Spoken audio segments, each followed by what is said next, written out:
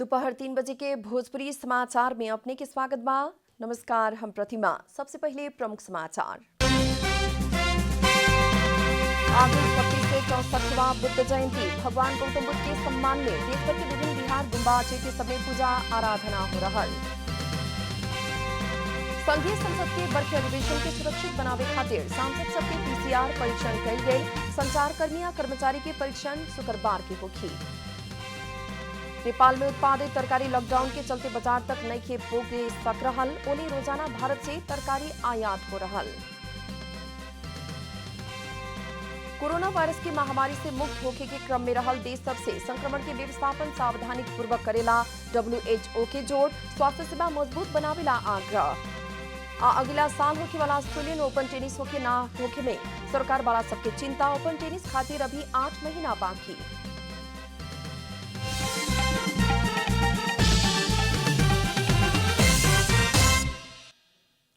अब पूरा समाचार। आज 2564वां बुद्ध जयंती भगवान गौतम बुद्ध के सम्मान में देश के विभिन्न विहार गुम्बा चैती सब में पूजा अर्चना कई जा रहल बा। बुद्ध जयंती के अवसर में बुद्ध जन्म स्थल लुम्बिनी में विशेष भक्ति पूर्वक पूजा आजा कल गेल बा। ईशापुर 563 के बैशाख पूर्णिमा के दिन नेपाल के रूपन्देही स्थित लुम्बिनी बगीचा में भगवान गौतम बुद्ध के जन्म भइल रहे। 29 बरिस तक कपिल वस्तु के तिलौरा कोट दरबार में रह के वहां के ज्ञान के खोजी करत गृह त्याग कैले रहने। वहां विनेश चक्र मरण पश्चात पीपल के गाछी के नीचे ध्यान करत समय 35 बरस के उम्र में बैशाख पूर्णिमा के दिन वहां के बुद्धत्व ज्ञान प्राप्त कैले रहनी। बुद्धत्व प्राप्ति के बाद जीवन भर बौद्ध देशना करत चल के वहां के 80 साल के उम्र में बैशाख पूर्णिमा के ही दिन महापरिनिर्वाण प्राप्त कैले रहने। भगवान बुद्ध के जीवनी में बैशाख पूर्णिमा महत्वपूर्ण दिन के रूप में रहल कारण बौद्ध मार्गी सब तथा ज्ञान के उपासक सब ई पूर्णिमा के त्रिसंयोग के परब मानेलन। ई अवसर में काठमांडू के स्वयंभूनाथ, बौद्धनाथ, फरपिंग, काभ्रे के नमोबुद्ध, खोटांग के हलेसी, सिंधुपाल्चोक के तार के घ्यांग, चिरी घ्यांग लगायत के बौद्ध धाम सब में भगवान गौतम बुद्ध के विशेष पूजा अर्चना करके बुद्ध जयंती मनावल जा रहल बा। सरकार लॉकडाउन के जेठ 5 गते तक बढ़ावे के निर्णय कैले बा। मंत्रिपरिषद के बैठक लॉकडाउन बढ़ावे के निर्णय कैलक ह। इससे पहले घोषित लॉकडाउन आज बैशाख 25 गते ओरात रहे। कोरोना रोकथाम तथा नियंत्रण उच्च स्तरीय समन्वय समिति बैठक सरकार द्वारा कैल गेल लॉकडाउन के निरंतरता देवे के सुझाव देला संगे मंत्रिपरिषद उहे मुताबिक के निर्णय ले रहे। संघीय संसद के बरखे अधिवेशन के सुरक्षित बनावे खातिर सांसद सबके पीसीआर परीक्षण कल गेल बा। शुक्रवार के दोपहर 4 बजे से शुरू होखे वाला संघीय संसद के बरखे अधिवेशन के कोरोना वायरस मुक्त बनावे खातिर प्रतिनिधि सभा और राष्ट्रीय सभा के 333 सांसद के पीसीआर परीक्षण कल गेल है। संघीय संसद सचिवालय द्वारा आज सवेरे 10 बजे से संघीय संसद भवन नया बानेश्वर में पीसीआर परीक्षण कल गेल सचिवालय जानकारी दिले बा। आज सभी प्रतिनिधि सबके पीसीआर संपन्न करे के आज शुक्रवार के सवेरे समाचार संकलन खातिर आवे वाला संचार कर्मी आ कर्मचारी सबके पीसीआर परीक्षण करे के संसद सचिवालय के प्रवक्ता डॉक्टर रोजनाथ पांडे जानकारी देहनी। नेपाल में कोरोना संक्रमित के संख्या 99 पुग चुकल बा। काल्हू पर्सा के 17 जने में संक्रमण पॉजिटिव देखा पड़ला संगी नेपाल में संक्रमित के संख्या 99 पुगल है। स्वास्थ्य तथा जनसंख्या मंत्रालय के मुताबिक राष्ट्रीय परीक्षण प्रयोगशाला में परीक्षण भइल नमूना मध्ये 17 गो पॉजिटिव देखा पड़ल बा। 2 महीना के लइका से लेके 66 बरिस उमेर समूह के लोग में संक्रमण पॉजिटिव देखा पड़ल है। मंत्रालय के मुताबिक 10 जने पुरुष और 7 जने महिला के नमूना पॉजिटिव आयल है। 17 जनाको नमुना परीक्षण पोजिटिभ आएको छ। सबैजना पर्साका हुनुहुन्छ। उमेरको हकमा 2 महिनादेखि 66 वर्षका उमेरका रहनुभएको हामीलाई विवरण प्राप्त भएको छ, जसमा 7 जना महिला र 10 जना पुरुषहरू हुनुहुन्छ। यसरी हाल देशमा कुल संक्रमितको संख्या 79 पुगेको छ। ओही लेखा बैशाख 11 या 14 गते इलाज के बाद ठीक होके डिस्चार्ज भइल 3 जने में फिर परीक्षण कैला पर पॉजिटिव देखा पड़ल बा। उ लोग के इलाज खातिर अस्पताल भर्ना कैल गेल बा। और ई पर्सा में काल्हू 17 जने में संक्रमण देखा पड़ला संगी अभी देश भर कोरोना पॉजिटिव के संख्या संक्रमित की संख्या 99 हो गई बा। और ई थप जानकारी खातिर पर्सा से हमने के सहकर्मी संजीव मिश्रा अभी संपर्क में बानी। संजीव जी, काल्हू पर्सा में 17 जने में कोरोना पॉजिटिव देखा पड़ल, एकरा संगी जौन दहशत के माहौल हो गई बाटे पर्सा जिला में और खास करके बीरगंज में, वो बारे में भी जानकारी दी। और ये अभी कैसन तैयारी हो रहा बाटे, कोरोना संक्रमित लोग जहां जहां गई रहे लोग उ लोग के भी पीसीआर परीक्षण के कैसन व्यवस्था मिलावल गई बा, हमने के जानकारी दीना। प्रतिमा जी, बीरगंज महानगर पालिका वार्ड नंबर 3 में जो 4 दिन पहले 23 गते एक जाने के जो कोरोना पॉजिटिव देखल गई, उनका संपर्क में आयल 74 जना के चेक भइल, जेमे अपने के 17 जना के कोरोना पॉजिटिव देखल गई बा। और जो 21 गते वहाँ के पॉजिटिव देखल गई, उन्हें के घर परिवार के 17 आदमी हवे और उनमें 2 महीना से लेके 66 वर्ष की उम्र तक के लोग बा, जिनमें 7 गो महिला और 10 गो पुरुष लोग बा। वैसे ही बीरगंज महानगर पालिका के ये वार्ड नंबर 1, 2, 3 छपहिया जो टोल बोलेला, वो टोल में रात काले सांझ से पूरा सीलबंदी कर चुकल गई बा। ओकर अपने के चारू सीमाना तो के ओकरा भीतर रहल छपहिया टोल के पूरा सीलबंदी कई प्रशासन जानकारी दिले बा। वही तरह जो 25 बेड के नारायणी अस्पताल के आइसोलेशन वार्ड रहो, ओकर 50 बेड के आइसोलेशन वार्ड बनावे के तैयारी हो रहल बा। ओकर जानकारी मेडिकल सुपरिटेंडेंट मदन उपाध्याय जी दिले बानी। अच्छा, आज 81 आदमी के टेस्ट करे के तैयारी कर रहल गई। उनका संपर्क में आई, ये लोग के जो संपर्क में पॉजिटिव भइल बा, ये लोग के संपर्क में आई 81 जना के टेस्ट होके आज तैयारी अवस्था में बा। आज सांझ के वहाँ के जानकारी फिर हमनी के देवे करेम। वैसे ही बीरगंज के मेन रोड में पुलिस प्रशासन काल सांझ से एगो बीरगंज के मेन रोड में अपने के गाड़ी अति आवश्यक सामग्री बाहेक और डॉक्टर के गाड़ी बाहेक केहू के, यहाँ तक कि पत्रकार लोग के भी गाड़ी के मने आवागमन के निषेध कइल गइल बा। जिला प्रशासन कार्यालय काल सांझ के सूचना जारी करके जानकारी दिले बा। बीरगंज में कहीं न कहीं जौन शुरू में जौन 3 आदमी के पॉजिटिव देखल गई, जौन शुरू में बाहर से आई लोग के, वही लोग के संपर्क में आई लोग के अभी तक लेके स्थिति मने बीच बीच में जो चेक होता, ओकरा स्थिति से पॉजिटिव देखल गई बा। और एकरा चलते बीरगंज में एगो बहुत बड़का अपने के एगो डर त्रास के वातावरण बन रहा बा।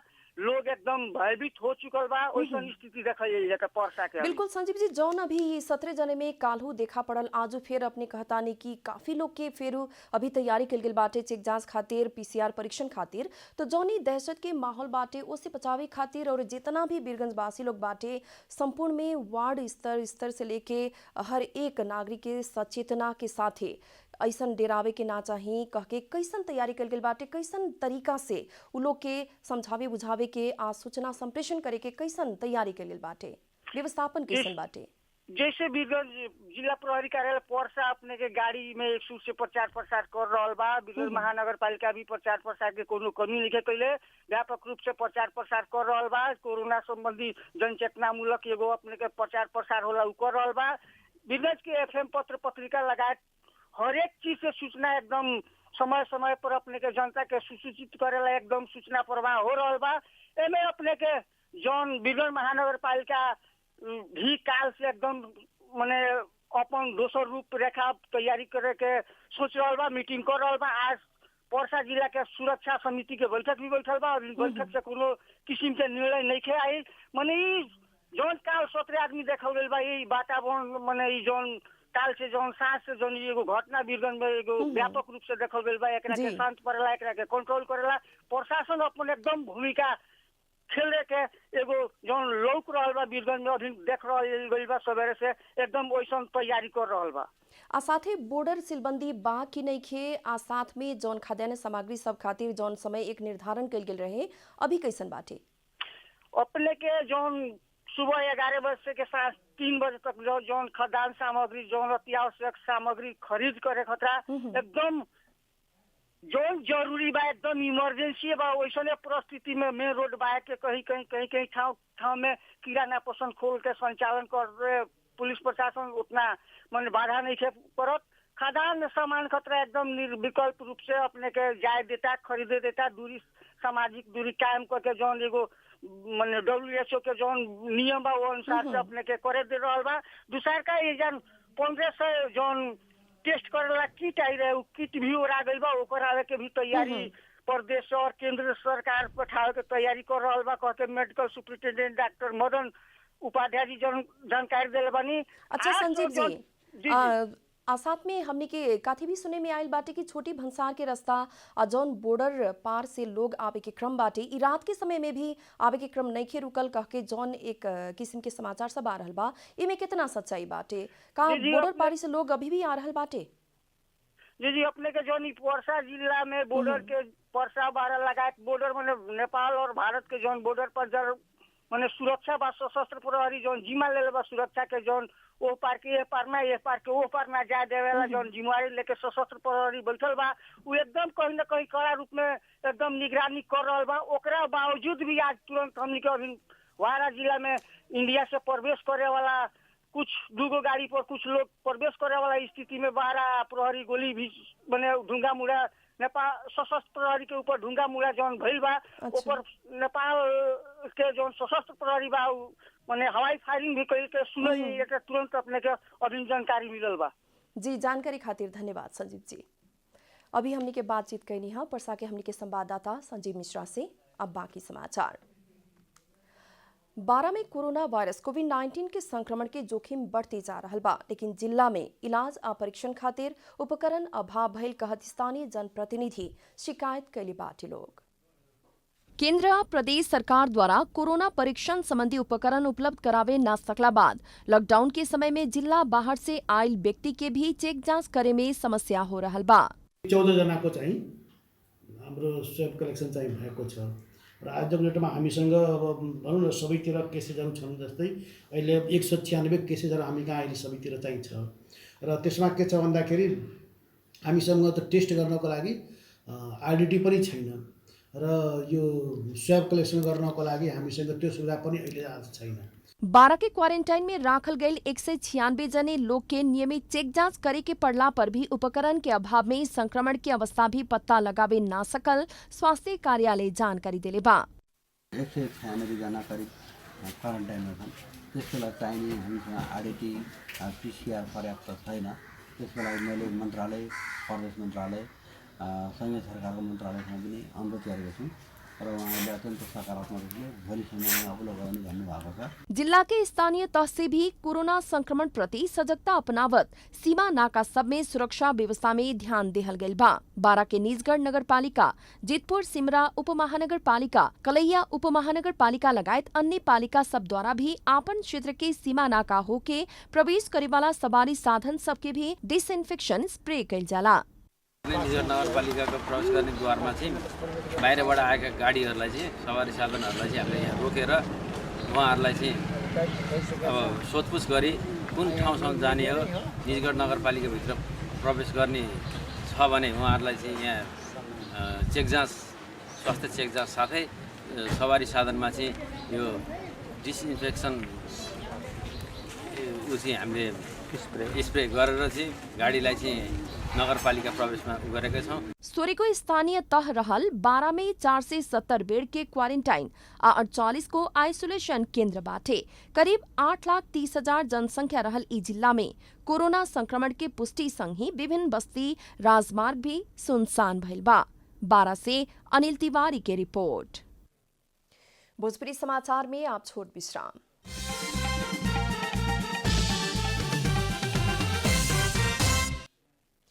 भोजपुरी समाचार में अब बाकी समाचार। प्रतिकूल मौसम और लॉकडाउन के चलते कंचनपुर के महाकाली नगरपालिका वार्ड नंबर 10 कजा क्षेत्र के किसान सब पाकल गेहूं नहीं काट सक रहल। लॉकडाउन के कारण स्थानीय कुतिया कबर के किसान सब समस्या में बढ़न सन। खेत में पाकल गेहूं भितरावे के बिरिया लॉकडाउन भला बाद भारत से थ्रेशर मशीन लियाबे ना सकला बाद खेत में ही गेहूं जामे लागल बा। भारत से गेहूं दामे वाला मशीन लियाबे खातिर महाकाली नदी में पक्की पुल ना भइला बाद किसान सब समस्या में पड़ल बा। कोरोना संक्रमण नियंत्रण खातिर सीमा नाका सील भइला से थ्रेसर लियाबे ना सकल गईल बतावल गईल बा। जोगबुढ़ा नदी के पार रहल बस्ती 10 गजा क्षेत्र में पड़े वाला कुतिया कबर में 37 परिवार के बसोबास बाटे।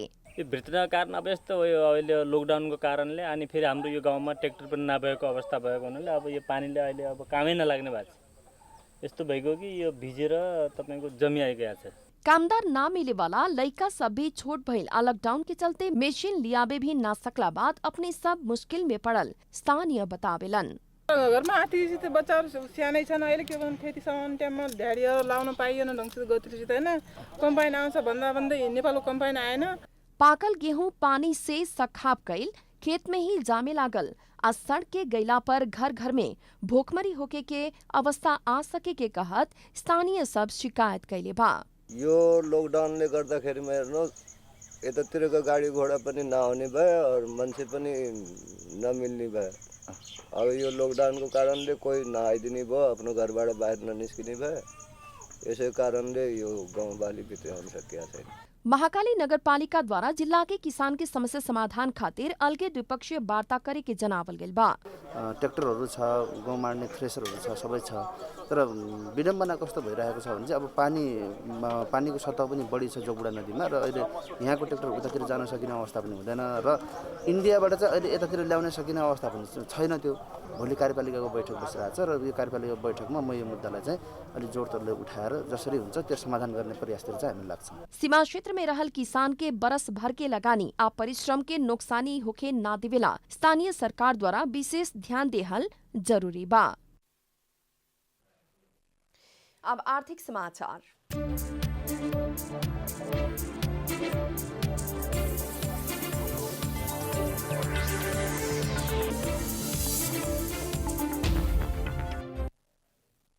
पर्सा जिला में उत्पादित तरकारी लॉकडाउन के कारण बाजार तक पुगे ना सकला बाद खेत में ही नष्ट हो रहल बा। उन्हें रोजाना भारत से बीरगंज भंसार होके तरकारी आ रहल बा। पर्सा के तत्कालीन भौराटार, विश्रामपुर, गम्हरिया, असिबरवा गाविस के सरकार द्वारा 2073 साल में प्रधानमंत्री कृषि आधुनिकीकरण परियोजना अंतर्गत तरकारी जोन घोषणा कल गेल रहे। विगत से ही इस क्षेत्र के किसान अन्य बाली से तरकारी उत्पादन में बेसी सक्रिय बाड़न। तरकारी जोन घोषणा भेला बाद यांत्रिकरण आ अनुदान से तरकारी खेती के और व्यावसायिक रूप मिलल बा। लेकिन अभी लॉकडाउन के चलते तरकारी उत्पादन करे वाला किसान सबके समस्या भइल बा। अभी खेत में सभी तरकारी बेचे के अवस्था बा, लेकिन बाजार ना जाए मिलला बाद खेत में ही नुकसानी हो रहा बा। तरकारी भौरा टार से गाड़ी पर लाद के जाके मार्केट में बेचा जाए जी। मेन वह समस्या हमनी के बाजारीकरण नहीं के हो तो हमनी के रउआ नजर के सामने बा कि रोज के माने 10 लाख के क्षति भाई भौरा टार टोल में। बाजार में तरकारी के अभाव बा, लेकिन लॉकडाउन के चलते किसान सब के तरकारी बाजार तक नइखे पुग सक रहल। तरकारी उत्पादन करे वाला किसान सब तरकारी बाजार तक नइखे लिया सकला बाद खेत में ही ऐसने सड़गल रहल बा। तरकारी खेती करे वाला सभी किसान के अवस्था ऐसने बा। बाजार में तरकारी नइखे, लेकिन किसान के खेत में कौड़ी के भाव में तरकारी बाटे। लॉकडाउन के बेरिया प्रशासन द्वारा दिन के 11 बजे से दोपहर 3 बजे तक तरकारी दुकान खोले के कहल गईल बा, लेकिन लॉकडाउन में गाड़ी सब न चला बाद किसान के तरकारी बाजार नहीं किया आ सकल। उन्हें बीरगंज भंसार होके भारत से तरकारी रोजाना 20 से 25 गाड़ी आयात हो रहल बा। बीतल फागुन 1 गते से चैत 10 गते तक बीरगंज भंसार से 2003 से 66 मीट्रिक टन तरकारी भारत से आयल रहे। इन्हें लॉकडाउन शुरू भइल 40 दिन की अवधि में 5001 से 9 मीट्रिक टन आयात भइल बा। पहला के तुलना में अभी बेसी तरकारी आयात हो रहल बतावेलन बीरगंज भंसार कार्यालय के प्रमुख ढुंडी राज निरौला। तरकारीको अवस्था 2366 मेट्रिक टन अगाडिको 40 दिनमा आयो भने अहिलेको 42 दिनको बिचमा चाहिँ 5109 मेट्रिक टन तरकारी आएको पाइन्छ। त्यसबाट हेर्दाखेरि तरकारीमा 7 करोड 73 लाख मूल्य बराबरको तपाईको तरकारी आएको पाइन्छ भने अहिले 15 करोड 71 लाख बराबरको डबलै तपाईको चाहिँ फरक देखिन्छ। मर्चा, टमाटर, बोडी, घिउडा, लौका, करैला, भिंडी, भंटा लगायत सीजन मुताबिक के सभी तरकारी पर्सा में उत्पादन होखेला। कोरोना के महामारी में स्थानीय तह से भी तरकारी व्यवस्थापन में कोनो रुचि न लेला बाद किसान सब निराश भइल बाड़न सन। लेकिन भारत से दैनिक बीरगंज नाका होके आयात हो रहल बा, ओइसे नेपाली किसान के उत्पादन के भी बाजारीकरण करेला जरूरी बाटे। पर्सा से संजीव मिश्रा की रिपोर्ट। लॉकडाउन की अवधि में बांके के नेपालगंज भंसार नाका होखत करीब 11 करोड़ बराबर के तरकारी आयात भइल बा। नेपालगंज भन्सार नाका में तरकारी के विषादी परीक्षण करे वाला मशीन के अभाव अब पड़ोसी देश भारत में कोरोना संक्रमित लोग मिलला संगी बाकी के स्थानीय निकाय सब द्वारा तरकारी आयात में प्रतिबंध लगावल गइल बा। तरकारी से भी कोरोना के वायरस पाटे वाला बतैला बाद नेपालगंज में आयात होके वाला तरकारी में बंदीज लगावल नेपालगंज उपमहानगर पालिका के मेयर डॉक्टर धवल शमशेर राणा जानकारी दिले बानी। मेयर राणा अभी भारत की तरकारी बंद करा के नेपाल में ही उत्पादन कयल गेल तरकारी खाए के योजना रहल बतौले बानी। यो तरकारीको विषयमा तरकारीबाट यो संक्रमण फैलिन्छ भनेर धेरै कुरोहरू आइसकेपछि हामीले अहिले भारतबाट आउने नेपालगञ्जभित्र आउने यहाँ वितरण हुने तरकारी हामीले बन्द गरेको छौँ। नेपालकै तरकारी 2-4 दिन खाने योजना हामीले बनाएको छौँ। त्यसलाई यो अब यो 2 दिनपछि सिनेरियो स्थिति के हुन्छ त्यहाँपछि हामी अगाडि बढ्छौँ। उन्हें नेपालगंज भन्सार कार्यालय द्वारा लॉकडाउन अवधि भर नेपालगंज नाका होखत 4588 मीट्रिक टन तरकारी आयात भइल नेपालगंज भन्सार कार्यालय के निमित्त प्रमुख भन्सार अधिकृत रमेश कुमार खतिवड़ा जानकारी देहने। अधिकृत खतिवड़ा करीब 11 बराबर के तरकारी लॉकडाउन शुरू भइल मिति से आयल भी जानकारी देहने। तरकारी आयात कम भइला संगी मांग बहुते भइला पर भी अभी के आंतरिक तरकारी से मांग पूरा कैल अधिकृत खतिवड़ा के कहनाम बाटे। लकडाउन अवधिभरि तरकारीहरू आएको छ हैन, जस्तो 4588 एमटी बराबरको तरकारी हैन परिणाम त्यति र करिब 11 करोड मूल्य बराबरको तरकारीहरू चाहिँ यो लकडाउन अवधिभित्र इम्पोर्ट भएको छ र अहिले आएर चाहिँ यो 8-9 दिन अगाडि चाहिँ तरकारीहरूको इम्पोर्टमा चाहिँ छैन भन्दा पनि हुन्छ, छैन। नेपालगंज भन्सार नाका से तरकारी ही ना बल्कि खाद्यान्न के भी बड़का मात्रा में आयात होखेला। लॉकडाउन अवधि भर नेपालगंज नाका होकर चावल गेहूं आ तोरी आयात भइल बा। आयात भइल खाद्यान्न 24,471 मीट्रिक टन रहल जनावल गइल बा। ई अवधि में करीब 1 अरब 13 करोड़ रकम बराबर के खाद्यान्न आयात भइल बा। यो लकडाउन अवधिभरिमा हाम्रो खाद्यान्न चाहिँ 24,471 पर एमटी आएको छ है, 24,471 एमटी आएको छ र 1 अरब 13 करोड मूल्य बराबरको खाद्यान्नहरू चाहिँ इम्पोर्ट भयो। नेपालगंज नाका से आवे वाला तरकारी के विषादी जांचे खातिर मशीन अभाव भइला से जांच पास ना होखे वाला भइला बाद तरकारी आयात में कमी भइल अधिकृत खतिवड़ा बतौले बानी। बाकी से रविन्द्र सिंह ठकुरी की रिपोर्ट। भोजपुरी समाचार में फिर छोट विश्राम।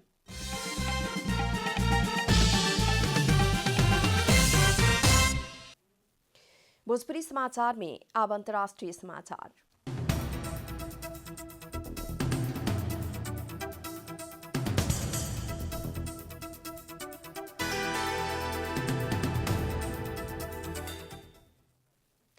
कोरोना वायरस के महामारी से मुक्त होखे के क्रम में रहल देश सबसे संक्रमण काल के व्यवस्थापन सावधानी पूर्वक न कैला पर जोखिम फेरो बढ़ सके के कहत विश्व स्वास्थ्य संगठन WHO चेतावनी दिले बा। संक्रमण कम होते गेला बाद लॉकडाउन सहज बनावे लागल देश सब संक्रमण के इस समय में सावधानी अपनावे के क्रम में कोनो गलती कैला पर फेरो संक्रमण विस्तार हो सके के कहत लॉकडाउन के बाध्यता आवे के WHO के प्रमुख डॉक्टर टेड्रोस अधेनोम घेब्रेयेसस बतौले बानी।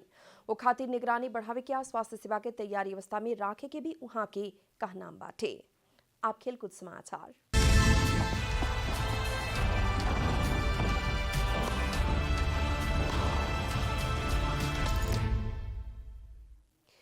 सन 2021 के शुरुआत में होने वाला tennis grand slam Australian open समेत कोरोना वायरस महामारी के चपेटा में पड़ सके के ऑस्ट्रेलियन टेनिस महासंघ जानकारी दिले बा। कोरोना के महामारी के चलते इस सीजन के बहुते टेनिस ग्रैंड स्लैम सब अनिश्चित बन रहल समय में टेनिस ऑस्ट्रेलिया दोसर बरस के पहिल का ग्रैंड स्लैम ऑस्ट्रेलियन ओपन भी चपेटा में पड़ सके के आशंका व्यक्त कैले बा। टेनिस ऑस्ट्रेलिया के प्रमुख क्रेग टिली कोरोना के महामारी न्यून होके के क्रम ना दिखा पड़ल कारण ऑस्ट्रेलियन ओपन रद्द हो सके के भविष्यवाणी कैले बड़न। अंत में प्रमुख समाचार। आज 25 से 64वां बुद्ध जयंती भगवान गौतम बुद्ध के सम्मान में देश के विभिन्न बिहार गुम्बा चेते समेत पूजा आराधना हो रहा। संघीय संसद के बरखे अधिवेशन के सुरक्षित बनावे खातिर सांसद सबके PCR परीक्षण कैल गए। संचारकर्मी या कर्मचारी के परीक्षण शुक्रवार के होगी। नेपाल में उत्पादित तरकारी लॉकडाउन के चलते बाजार तक नहीं पुगे सक रहल। उन्हीं रोजाना भारत से तरकारी आयात हो रहा। कोरोना वायरस की महामारी से मुक्त होके के क्रम में रहल देश सबसे संक्रमण के व्यवस्थापन सावधानी पूर्वक करेला WHO के जोड़, स्वास्थ्य सेवा मजबूत बनावेला आग्रह। अगला साल होके वाला ऑस्ट्रेलियन ओपन टेनिस होके ना होके में सरकार वाला की चिंता। ओपन टेनिस खातिर अभी 8 महीना बाकी।